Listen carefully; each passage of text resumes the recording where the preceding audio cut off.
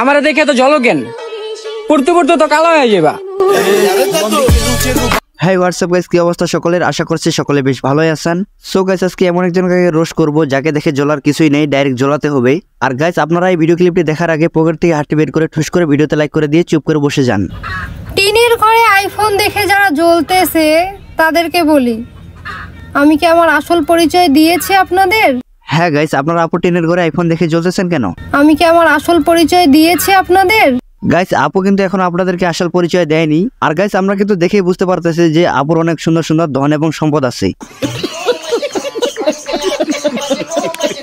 Guys, ভিডিওর বাকি অংশ দেখার আগে সকলে হেডফোন লাগিয়ে নেবেন, কারণ ভিডিওর বাকি অংশ হইতে যাইতেছে করা, এবং এই ধন সম্পদ হলো আপু খেয়ে যাইতেও পারে ধরা।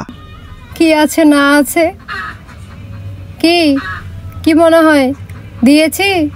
শুধু তো আইফোন আর টিনের বাড়িটা দেখলেন, কি আছে না আছে সেটা তো বললেন না। Audio call 100, video call 500।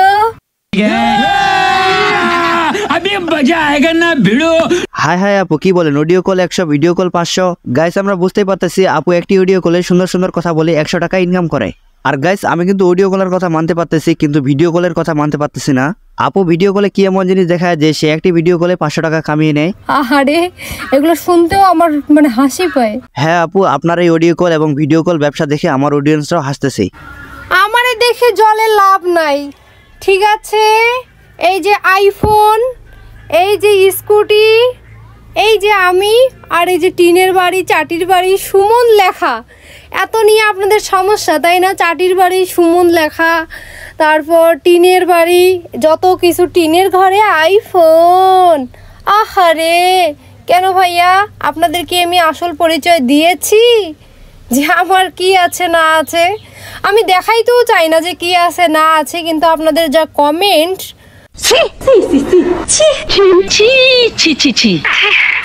আপু আপনার এই কথাবার্তা শুনে শুধু আমি না, আমার অডিয়েন্সরা আপনাকে দেখে সিসি করবে। আর আপনার এই কথাবার্তা শুনে তো আমার কমেন্ট বক্স সিসি দিয়ে ভরে যাবে। আমার কি আছে না আছে আমি দেখাইতেও চাই না যে কি আছে না আছে, কিন্তু আপনাদের যা কমেন্ট। গাইস, আপনারা এই ভিডিও ক্লিপগুলো দেখে একটা বিষয় কি খেয়াল করছেন? আপু তার প্রত্যেকটি ভিডিওতে তার ধন সম্পদের কথা বলছি, আর আমরা বুঝতে পারতেছি আপুর কিরকম ধন সম্পদ আছে। সো আমরা সেই আপুর ধন সম্পদ দেখতে চাই না। সো আপনারা আবারও পকেট থেকে হাঁটি বের করে আপুকে নিয়ে ঠুস করে একটা কমেন্ট করে চুপ করে চলে যান। আর আপনাদের সাথে দেখা হবে আবারও নতুন একটি ভিডিও নিয়ে।